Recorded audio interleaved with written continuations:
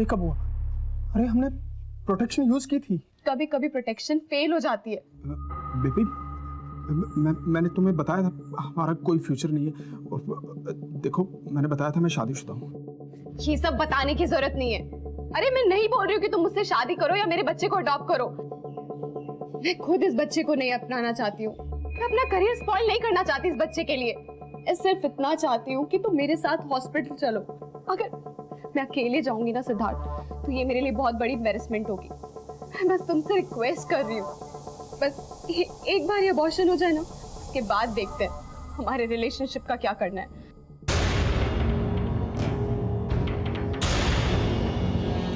Please करो मत, मैं चलूंगा साथ में, सब ठीक हो जाएगा।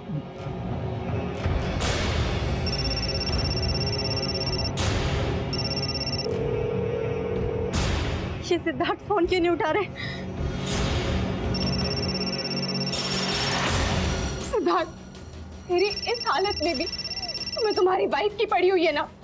सिद्धार्थ, तुम्हें मेरी कोई फिक्र नहीं है? ऐसा नहीं है बेबी, प्लीज ऐसा नहीं है।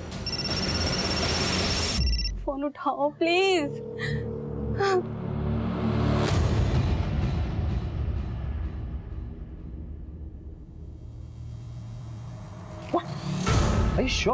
हाँ सर, कमल ने ही मारा है मेरी बहन को। अभी मेरी बहन की चिता ठंडी भी नहीं हुई थी और उसका पति अपनी भाभी के साथ। जी आपके पास कोई प्रूफ है? हाँ सर है, ये देखिए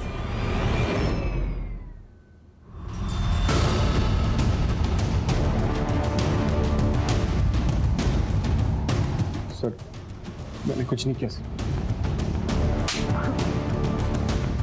तेरे पवित्र रिश्ते की तो पोल खुल गई है। अपने बीवी बच्चों को क्यों मारा ये तू बताएगा या तेरी पूजनीय भाभी? मेरा यकीन कीजिए सर, हमने कुछ नहीं किया। कमीना है तो कमीना, क्या आती है मुझे तुझ पर? ऐसी घटिया हरकत करने के लिए तूने मेरी बहन और उसके बच्चों को मार दिया। छे सर, लेके जाइए इसे, लेके जाइए इसे। बच्चे को नहीं मारे, लगता है मैं अपने खुद के बच्चे को मारूंगा। छोड़ो मुझे, तो गलत है। मेरी साली को मारा तूने? हाँ? मेरी साली को मारा तूने? अपने बच्चों को मार, तूने शर्म नहीं आई तुझे? यार साले छोड़ूंगा नहीं तुम।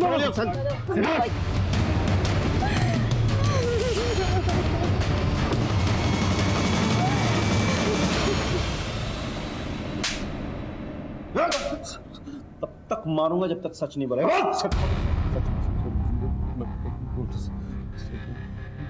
मैं सच कह रहा हूँ कि मैंने कुछ नहीं किया। अच्छा, मेरी भाभी के साथ मेरा गलत रिश्ता था, लेकिन वो भैया के गुजरने के बाद हमारी नजदीकियां बढ़ गई। तुम भी अब कल घर चले जाओगे, थोड़ा टाइम तो मेरे साथ बिताया करो। मैं तो हमेशा तुम्हारे साथ रहना चाहता हूँ। सच? भरोसा रखो। कमल की शादी हो गई, पर हमें तो एक दूसरे की आदत सी पड़ गई थी। बस हमने तय किया जैसे चल रहा है वैसे चलने देंगे, और हम छुप छुप के मिलने लगे थे। और तेरी बीवी को पता चल गया और तूने अपने बीवी और बच्चों को सच बोल। तो मेरी बीवी कंचन को कुछ नहीं मालूम था। कंचन को पता भी चलता तो भी मैं इसको नहीं मारता। I loved her sir. ये छुप छुप कर मिलने से तंग आ गई होगी ना। और वैसे भी अभी तो तू सिर्फ 40 साल की है ना, अपने देवर के साथ तो लाइफ आराम से सेट कर सकती थी, लेकिन कंचन और उसके बच्चों के रहते तो ये सब कुछ पॉसिबल नहीं था, और इसीलिए तुम दोनों ने मिलकर के कंचन और उसके बच्चों को मार डाला। नहीं, ये गलत है। कमल अपनी पत्नी से बहुत प्यार करता था, दुनिया थी वो उसकी। कंचन एक बहुत अच्छी लड़की थी, मैं उसका घर नहीं तोड़ना चाहती थी। मुझे जो चाहिए था वो मुझे मिल रहा था, फिर मैं उसे क्यों मारूंगी? मर सर, मर। तब तक मर जब तक सच नहीं बोलता, और उसके बाद ही मरते रह। हमारे तमाम कोशिशों के बावजूद कमल और नीता इसी बयान पर टिके रहे कि उन्होंने ये खून नहीं किया। कमल दिल्ली में ही था और उसका अपने भाभी के साथ नाजायज संबंध भी थे, लेकिन हमारे हाथ कोई ऐसा पुख्ता सबूत नहीं लगा जिससे यह साबित हो सके कि उन्होंने ही ये मर्डर किए हैं। इसी बीच हमें एक लीड मिली। आगे बहुत सारे खबरी का फोन आया था। कंचन के घर से जो ज्वेलरी लूटे गए थे वो शाहदरा के पास एक ज्वेलरी शॉप में बेचे गए हैं। उठा लो ज्वेलरी। सब हाँ साहब, ये ज्वेलरी तो कल ही खरीदी है मैंने। चोरी का माल ही है, समझ में आया? माफ करना साहब, छोटा दुकान है अपना, छोटे मोटे लोग ही आते रहते हैं यहाँ पे। किसने भेजी थी? 2 लोग आए थे साहब, एक बाहर बाइक पे खड़ा था, एक अंदर आया था ज्वेलरी बेचने। सीसीटीवी है दुकान में? नहीं साहब, सीसीटीवी तो नहीं है। पहचान लोगे दोनों को? हाँ, एक को तो पहचान लेंगे सर। स्केच बनवा दो सर। जाइए इनके साथ।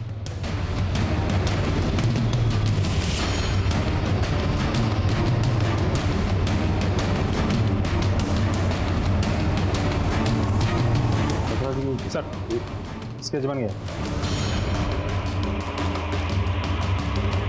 तो हमारे सस्पेक्ट में से कोई भी नहीं। सर हो सकता है मामला सच में रॉबरी का हो और ये आदमी उसी गैंग का कोई हो।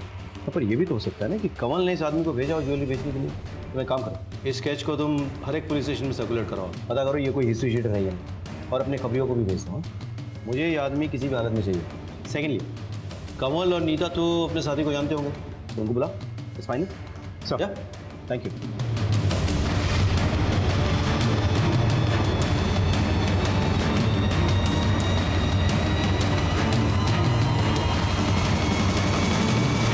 पहचानते हो? नहीं सर। आप? नहीं सर।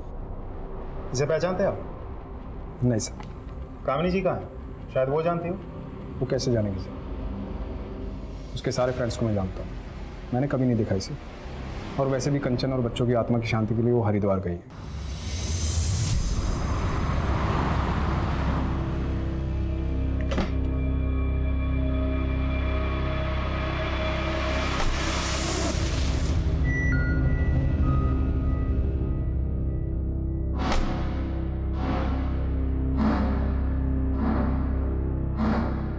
डॉक्टर, मुझे इसका ऑपरेशन करवाना है। हम दोनों ये बच्चा नहीं चाहते। ये आपकी पत्नी है? नहीं, ये मेरी गर्लफ्रेंड है।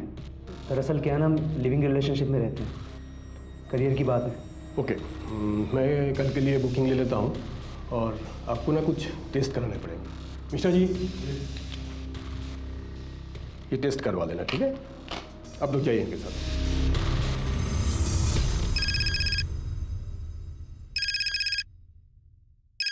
हेलो। हाँ सर, आपने जो स्केच दिया था वो लड़का आया है क्लिनिक में एक लौंडिया लेकर, अच्छा बच्चा गिराने की बात कर रही है। हाँ सर, कल सुबह आएगा फिर। गुड गुड, ठीक है, थैंक यू सो मच।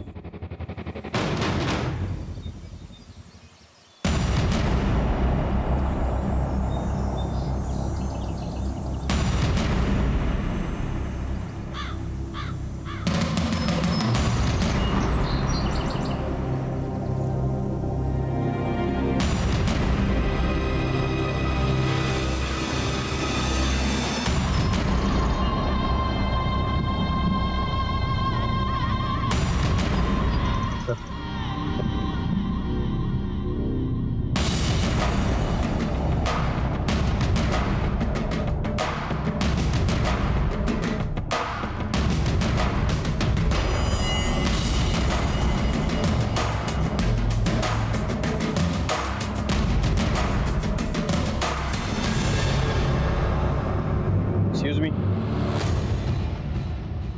आप दोनों उस गाड़ी में बैठिए। चलिए।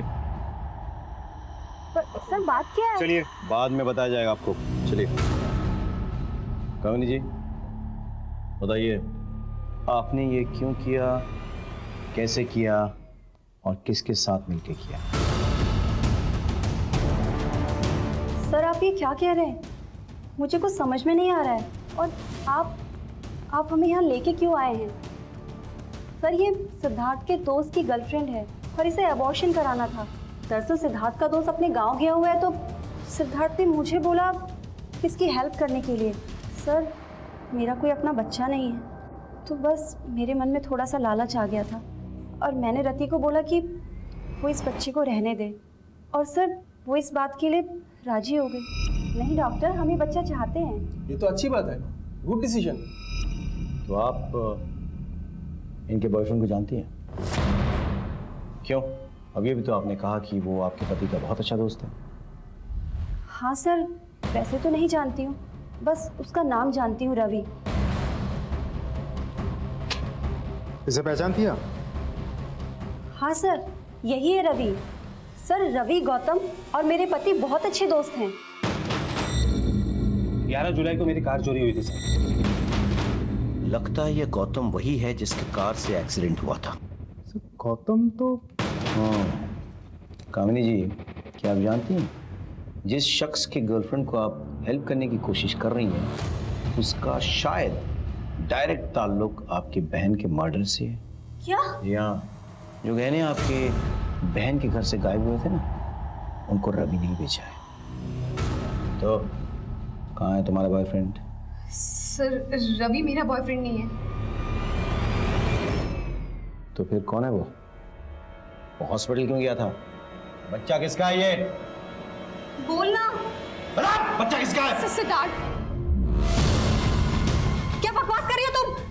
बकवास नहीं, मैं सच बोल रही हूँ।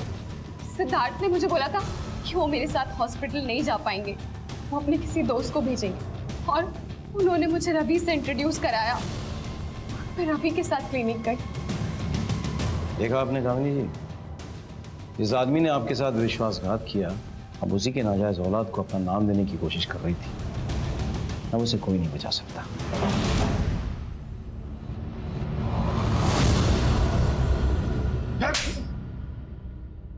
चल। सर कंचन को मेरे और रति के बारे में पता चल गया।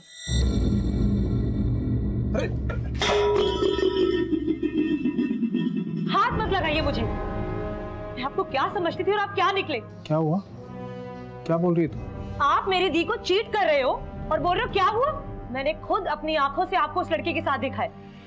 यहाँ पर मैं सारा दिन आपके नाम की माला जपते नहीं थकती कि मेरे जीजू वर्ल्ड के बेस्ट जीजू हैं, और आप एक घटिया इंसान निकले।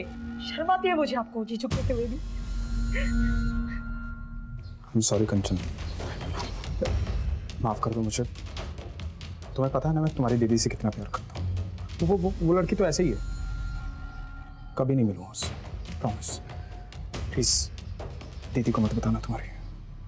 और मैं आपको लास्ट वार्निंग दे रही हूँ, अगर मैंने दोबारा आपको उस लड़की के साथ देखा ना तो मैं पुलिस में कंप्लेंट कर दूंगी। मैंने उसे समझाया था किसी को कुछ मत बताना, और वो अपनी बहन को बहुत प्यार करती थी। मुझे लगा कभी ना कभी उसे कुछ कर दे। मैंने सोचा मैं उसे मार देता। फिर मैंने गौतम की हेल्प ली और गौतम ने अपनी गाड़ी चोरी होने की झूठी रिपोर्ट ली।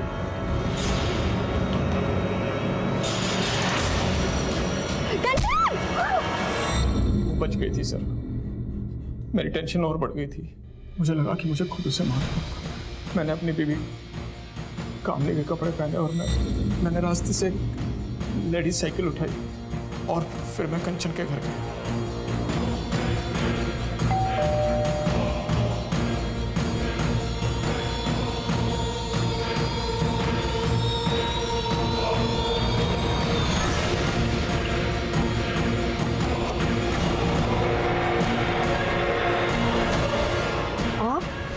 उसके बाद मैं ऊपर गया और मैंने ज्वेलरी लूट ली ताकि लूट का मामला लगे।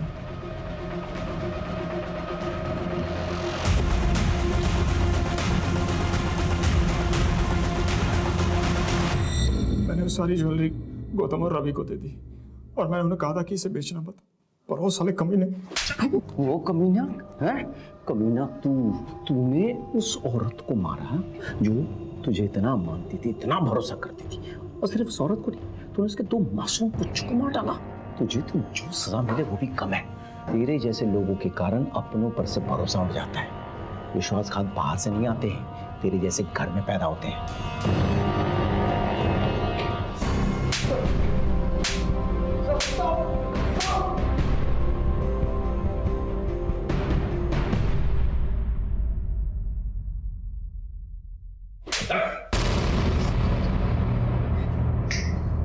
चलो।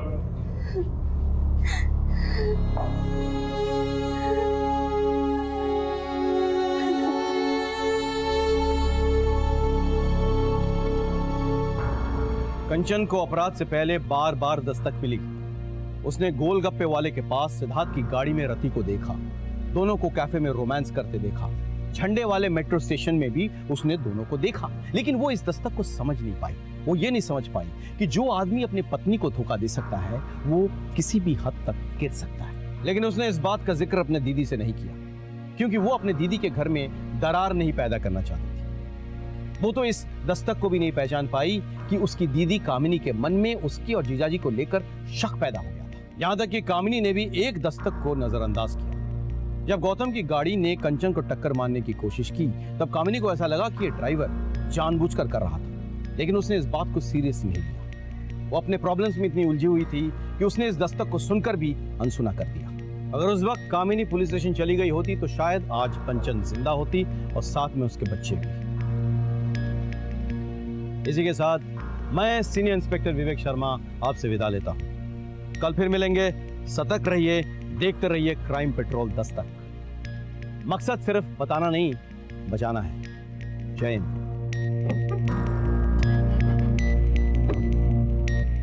कैसे लग रहा है मेरा नया लुक? पता है मैं बोर हो गई थी। ये बहुत अच्छा लग रहा है। तो इस बात पे सेल्फी तो बनती है ना? क्यों नहीं, जल्दी से।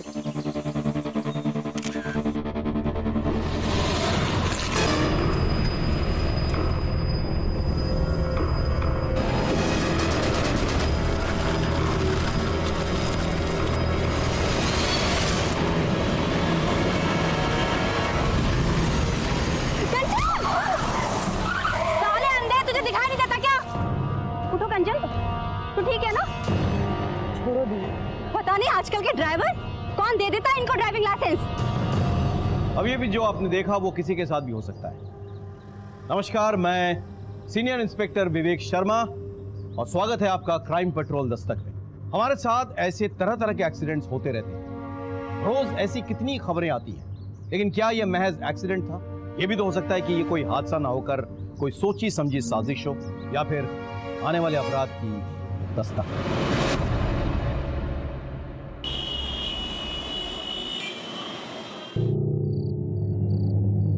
कब आओगी? अरे कानपुर तो जा रहा हूँ मैं, 3 दिन में वापस आ जाऊंगा। वो शर्ट मत रख, टाइट हो गई है। जीजू को देखो, रोज सुबह उठकर जॉगिंग करने के लिए जाते हैं।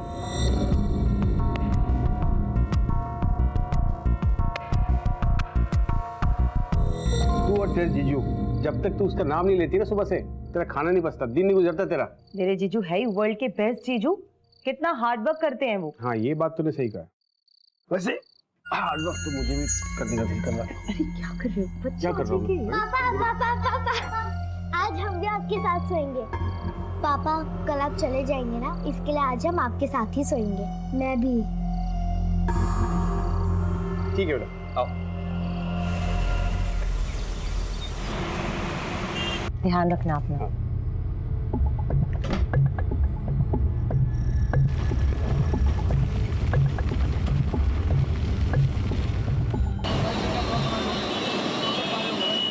टेस्टी थे ना गोलगप्पे?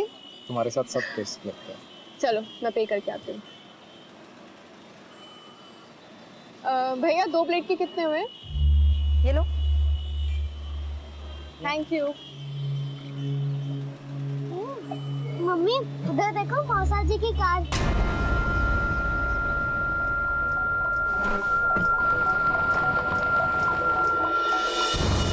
ये पैसे लो।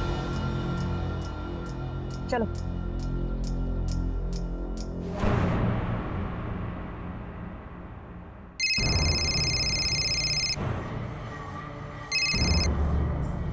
हाँ सुनीता, बोल। कंचन, हम लोग सनशाइन कैफे में बैठे हैं, जल्दी आ जा।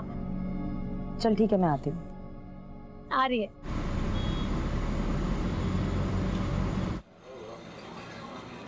हाय। हाय, कैसी हो? तो क्या गॉसिप हो रही है यहाँ? किसी किसी की लाइफ में कितना स्पाइस होता है, हनीमून पीरियड खत्म ही नहीं होता है। किसका हनीमून पीरियड नहीं खत्म हो रहा है? वो देखना कपल तेरे पीछे।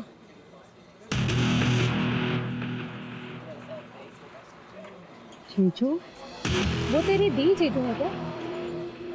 नहीं नहीं, वो पीछे से देखने में मुझे ऐसा लगा मेरे जीजू हैं। कोई और है। ओके, अच्छा सुनो, मैं चलती हूँ, मुझे बच्चों को ना पिक करना है ट्यूशन। अरे अभी तो आई हो, क्या बैठ रहा हूँ थोड़ा सा। नहीं नहीं, लेट हो रहा है, मैं ना फिर कभी आऊंगी। हाँ अच्छा, तू भी ना। Bye bye.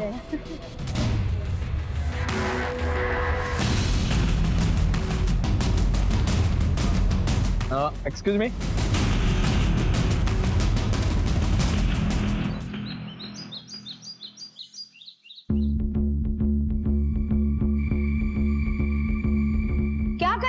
दोनों? देखने में कि मैं कुछ जरूरी काम कर रही हूँ। मम्मी आप क्या काम कर रही हो? आप तो बस मौसा जी को फोन लगा रही हो ना। नहीं मैं लगा। अरे क्या कर रही है रिया तू?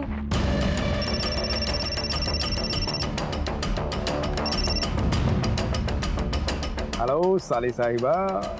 मौसा जी मैं आपकी साली साहिबा नहीं हूँ, मैं आपकी रियू हूँ, रियू। ओ, तो हमारी रियू को कैसे याद आई हमारी? मुझे नहीं आई, मम्मी को आई। वो तो बार बार आपको फोन कर रही हैं और काट रही हैं। कुछ इम्पोर्टेंट काम होगा, फोन दो जरा। सुना है कोई हमारी याद में बहुत तड़प रहा है। जीजू वो जुबान भी कांप रही है। बहुत मिस कर रही हो क्या? कमल कहाँ है? वो तो बिजनेस ट्रिप के लिए बाहर गए हुए हैं। अच्छा तभी। आ जाऊं? साथ में तुम्हारी बोरिंग दीदी को भी ले आता हूँ। वो बच्चे संभाल लेगी और हम मस्ती करेंगे। वो जीजू एक्चुअली मुझे आपसे कुछ बहुत जरूरी बात करनी थी। क्या हुआ कंचन को? आओ मैं बात करती हूँ। क्या हुआ तुझे? नहीं दीदी कुछ नहीं, मैं बाद में बात करती हूँ। हाँ हेलो कंचन, काट दिया। थोड़ी परेशान लग रही थी।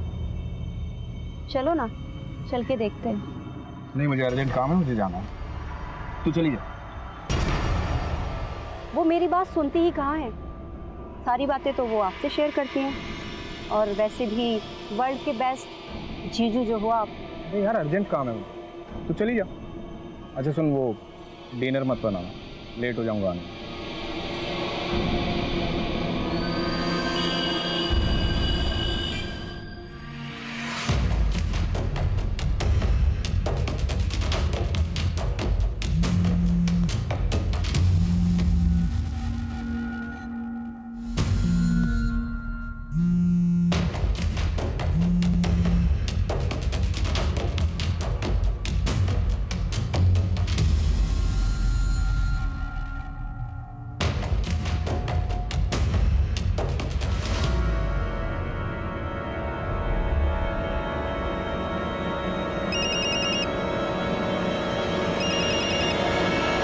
जीजू इतनी रात को भी जीजू की याद आ रही है तुम्हें? हाँ, अब जीजू का नाम लेके इतना भी मत जला।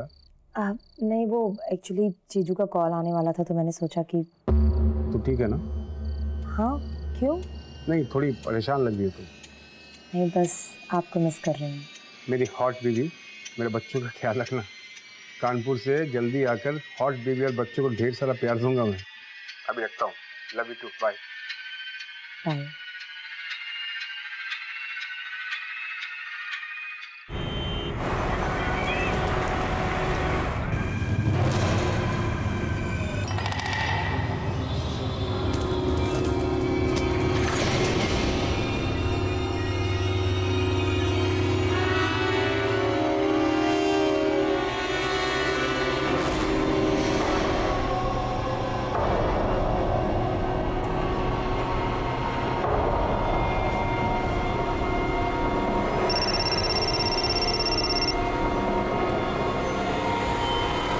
हेलो जीजू, कहाँ हैं आप? ऑफिस में। अच्छा आप घर आ जाइए, मुझे आपसे कुछ जरूरी बात करनी है। बच्चे कहाँ हैं? बच्चे ट्यूशन गए हैं। बाय।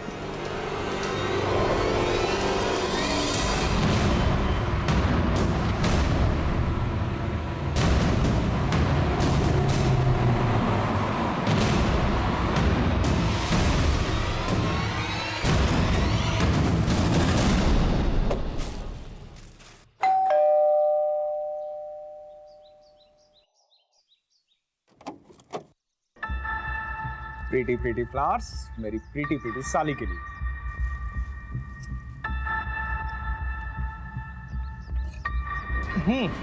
बोल। मैं चाय बना के लाती। अरे तुम्हारे हाथ की अदरक की चाय? सुनना, मैं हेल्प करता हूँ। भाई मेरी साली और उसके हाथ की चाय, दुनिया में इन दोनों का कोई मुकाबला नहीं है। चाय पत्ती, हाँ चाय पत्ती, चीनी, पता है तुम्हें? वो तो तुम्हारी दीदी पहले मिल गई। तुम्हारी दीदी पहले नहीं मिलती ना, तो शादी तो मैं तुमसे करता। हाँ मिल्क, ये रहा मिल्क, ये लो। तो ठीक तो है ना?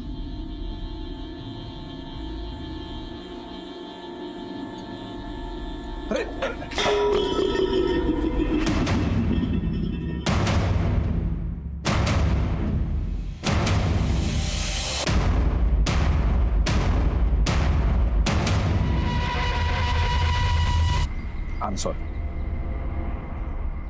जो हुआ उसे भूल जाओ, ऐसा नहीं होना चाहिए। किसी को बताना मत, बहुत बदनामी हो गई।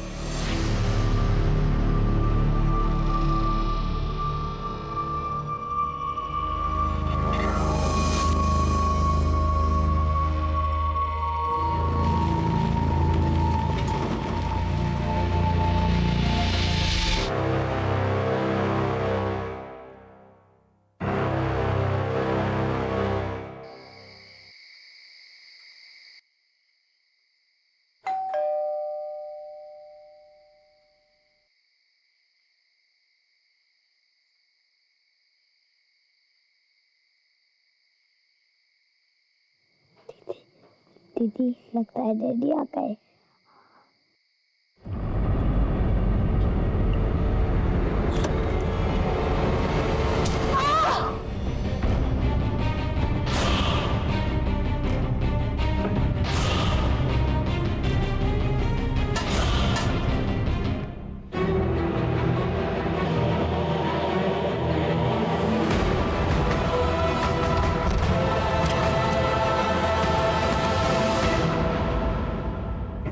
कहाँ गए थे? अरे वो बिजनेस का कुछ काम आ गया था इसलिए।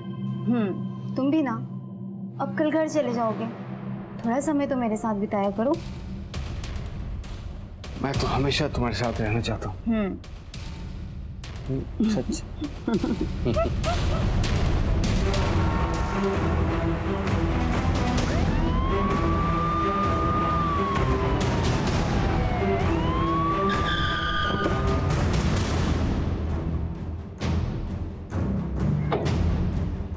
सर, एक औरत और 2 बच्चों की हत्या हुई।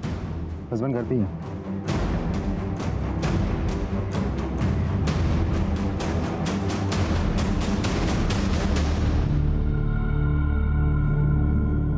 ये कब और कैसे हुआ? पता नहीं सर, मैं बाहर कानपुर गया था, घर आया देखो।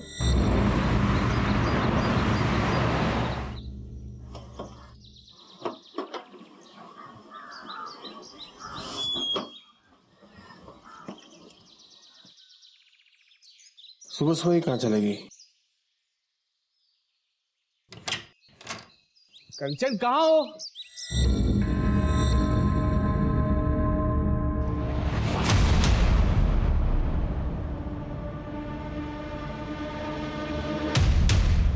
सर, मुझे तो ये रॉबरी का केस लगता है। अलमारी का लॉक तोड़ा गया है, तिजोरी बिल्कुल खाली है। और ये देखिए सर, ब्लड के ट्रेसेस भी तो हैं। तुम्हें तो कह रहे थे कि कोई फोर्स एंट्री नहीं हुई है। जी सर, मैंने चेक किया था, कोई फोर्स एंट्री तो नहीं हुई थी।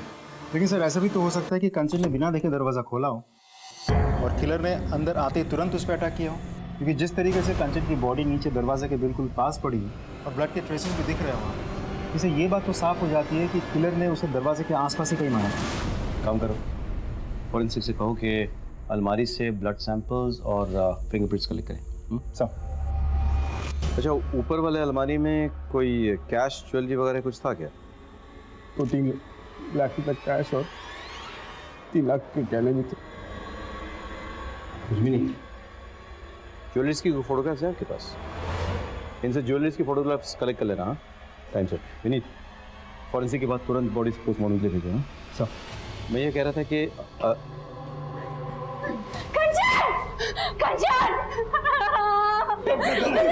एक्सक्यूज मी, आप लोग कौन हैं?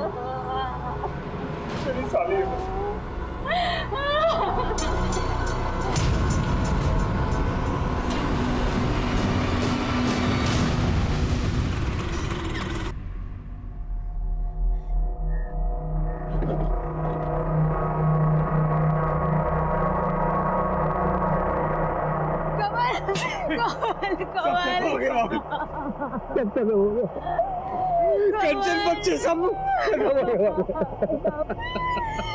मैंने तुझसे कहा था कंचन की कुंडली में दोष है, उसे अकेला मत छोड़ना। फिर तुझे एक बात नहीं मानी। कामिनी, भाभी संभालिए अपने आप को। भाभी भाभी है, नीता भाभी।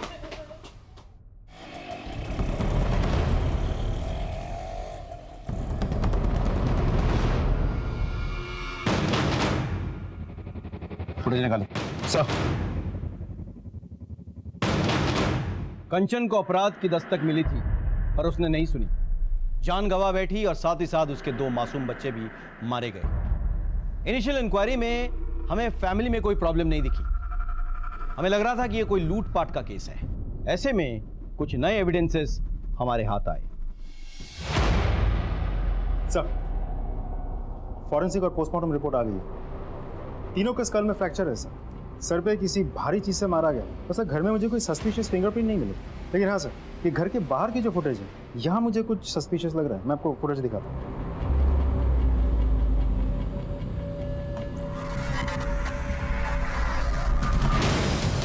दिल्ली की इतनी गर्मी में ये उड़ उड़ के कहाँ जा रहा है? हाथ में ग्लव्स है, चेहरे पे दुपट्टा है। आई एम श्योर अपनी आइडेंटिटी छुपाने के लिए सब कुछ किया है इसने। साइकिल तो लेडीज वाली लग रही है, लेकिन इसमें मर्द बैठा है या औरत ये नहीं पता चल रहा। ग्लव्स पहन रखा है इसलिए फिंगरप्रिंट भी नहीं है। और ये देखिए सर, हथौड़ा, शायद इसने मर्डर इसी से किया है। और अलमारी भी इसी से तोड़ा है। बहुत प्लानिंग के साथ मर्डर और रॉबरी किया है सर इसने। ये तो डाउट है। इतनी रात को कंचन एक अनजान आदमी के लिए दरवाजा क्यों खोलेगी? सर वो नींद में थी, ध्यान नहीं दिया, नींद से उठकर दरवाजा खोल दिया होगा। पॉसिबल है, लेकिन ये भी तो पॉसिबल है कि वो जाना पहचाना था, इसीलिए कंचन ने दरवाजा खोला और अंदर आकर उसने कंचन और उसके बच्चों की बेरहमी से हत्या कर डाली और इस कत्ल को लूट की शक्ल दे दी। पॉसिबल है सर, लेकिन ये भी तो हो सकता है कि किलर को पहले से ही पता था कि घर में कैश और ज्वेलरी रहते हैं, इसीलिए लूटपाट के इरादे से ही वो घर में घुसा, एक एक करके सबको मारा, कैश और ज्वेलरी लिया और फरार हो गया। यही तो पता करना है कि ये लूट के लिए मर्डर था या मर्डर करके से लूट की शक्ल दी गई। एनीवे, साइकिल का कुछ पता चला? सर मैंने सारी फुटेज चेक की, लेकिन कंचन के घर से 2 गली तक ही फॉलोअप कर पाए, फिर साइकिल कुछ पता नहीं सर। अंजना, तुम एक काम करो, वो एरिया के आसपास भी चेक करो, हो सकता है वहाँ से कुछ पता चले। ओके, देखना यह है कि कंचन की किसी से दुश्मनी थी या नहीं।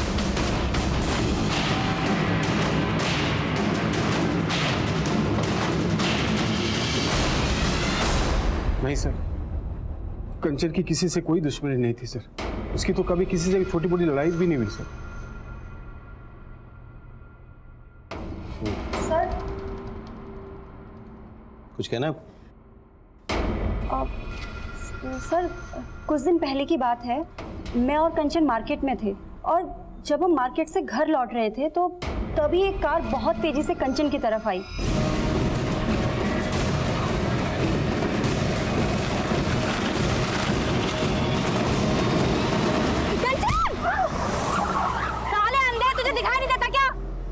उठो कंचन। सर मैंने कंचन को अपनी तरफ खींच लिया, लेकिन मुझे ऐसे लगा जैसे वो कार उसे जानबूझकर टक्कर मारना चाहती थी। ये एग्जैक्टली किस एरिया में हुआ? वसंत कुंज के एरिया में। विनीत सर, वसंत कुंज एरिया के सारे सीसीटीवी चेक करो, मुझे फुटेज चाहिए। Thank you so much.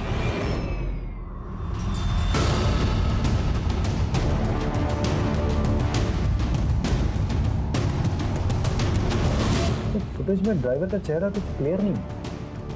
गाड़ी के डिटेल्स निकलवा। सर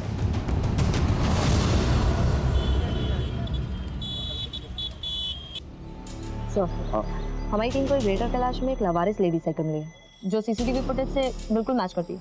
पता चला किसकी? नहीं सर, बहुत कोशिश की पर कुछ पता नहीं चला। सर सीसीटीवी में जो गाड़ी है उसके ओनर का पता चल गया। गाड़ी किसी गौतम के नाम पर रजिस्टर्ड है। बुलाओ। गौतम जी, DLY XYZ 1234 आपकी गाड़ी का नंबर है? जी सर। 14 तारीख को आप अपनी गाड़ी में कहाँ जा रहे थे? मैं कहाँ जाऊँगा सर, मेरी तो कार ही चोरी हो गई है। चोरी हो गई मतलब? हाँ साहब, मुझे ये लगा कि आप मेरे कार के बारे में बताने के लिए यहाँ बुलाए। मैंने FIR दर्ज करवाई थी करोलबाग थाने में। ये देखिए उसकी रिपोर्ट।